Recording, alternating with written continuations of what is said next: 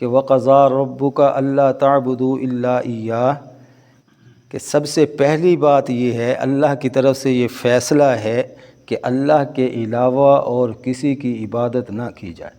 اعبدوہ الا ایاہ، اس کا فیصلہ یہ ہے کہ تم اس کے علاوہ اور کسی کی عبادت نہ کرو۔ عبادت کے اندر جو چیز ثواب کی خاطر کی جاتی ہے وہ عبادت کہلاتی ہے، وہ کوئی بھی ہو، چاہے وہ قربانی ہے، چاہے نماز ہے، چاہے نفل ہے، چاہے کوئی بھی عبادت ہے جو ثواب کی نظر سے کی جائے گی تو وہ عبادت ہے، اور عبادت صرف ایک اللہ کی ہے۔ پھر اس کے ساتھ ہی اللہ نے دوسرا مسئلہ بیان فرمایا، وَبِالْوَالِدَيْنِ إِحْسَانًا، کہ اپنے والدین کے ساتھ حسن سلوک کرو۔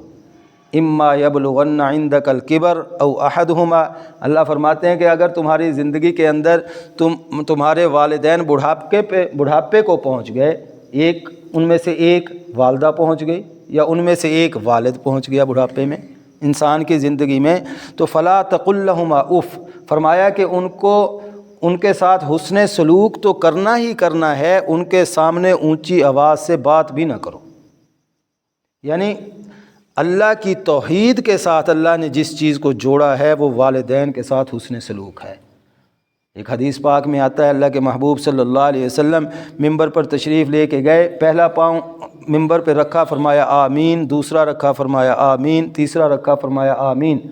صحابہ نے پوچھا یا رسول اللہ صلی اللہ علیہ وسلم، پہلے تو آپ نے کبھی ایسا نہیں کیا، آج اس کی کیا وجہ ہے؟ تو اللہ کے محبوب نے 3 دعاؤں کا ذکر فرمایا، جن میں سے ایک یہ ہے، فرمایا کہ جس آدمی نے اپنی زندگی کے اندر اپنے والدین کو پایا اور اپنے لیے جنت نہ کما سکا، فرمایا کہ وہ آدمی برباد ہو گیا، وہ آدمی ہلاک ہو گیا۔ یعنی جنت کمانے کا ایک ہی طریقہ ہے کہ والدین کو راضی کر لیں اور جنت کما لیں۔ ایک اور حدیث پاک میں آتا ہے، اللہ کے محبوب صلی اللہ علیہ وسلم نے فرمایا کہ میرا دل یہ کرتا ہے کہ میں نماز شروع کر چکا ہوں، عشاء کی نماز پڑھ رہا ہوں، اور میں نے نیت باندھ لی، نیت باندھ کر پڑھنا شروع کیا، اور ادھر سے میرے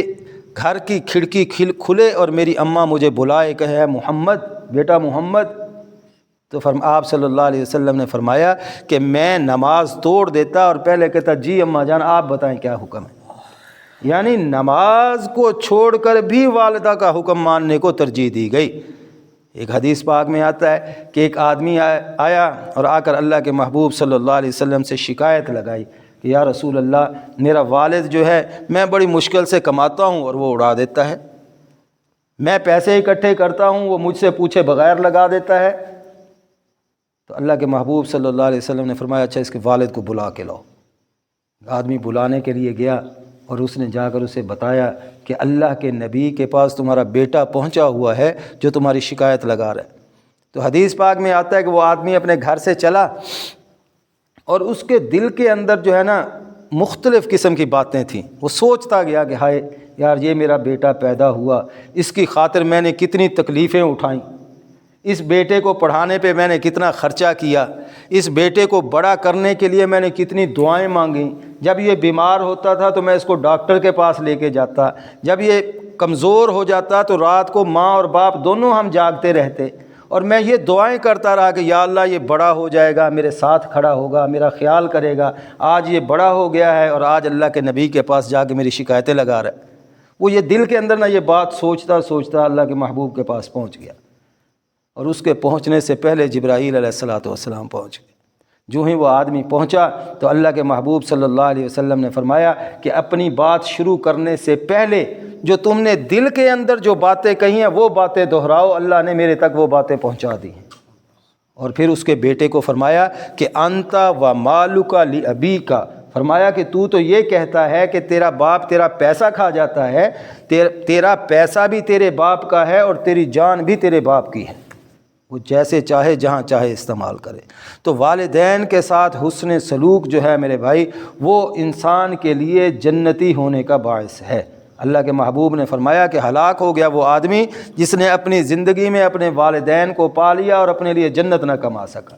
والدین کی خدمت کرنا، اور اللہ نے فرمایا کہ ولا تقل لهما اف، اگر والدین تمہیں کوئی بات کہتے ہیں جو تمہارے مزاج کے مخالف ہے، جو تمہیں اچھی نہیں لگتی، تو اللہ کا قرآن یہ کہتا ہے کہ ان کے سامنے ان کو جو ہے غلط نہ کہو، ان کے سامنے اونچی آواز میں بات نہ کرو، چپ کر جاؤ، ان کی بات کو برداشت کرو۔ اگر تم ان کی بات کو برداشت کرو گے تو اللہ تمہیں اس کا صلہ دیں گے،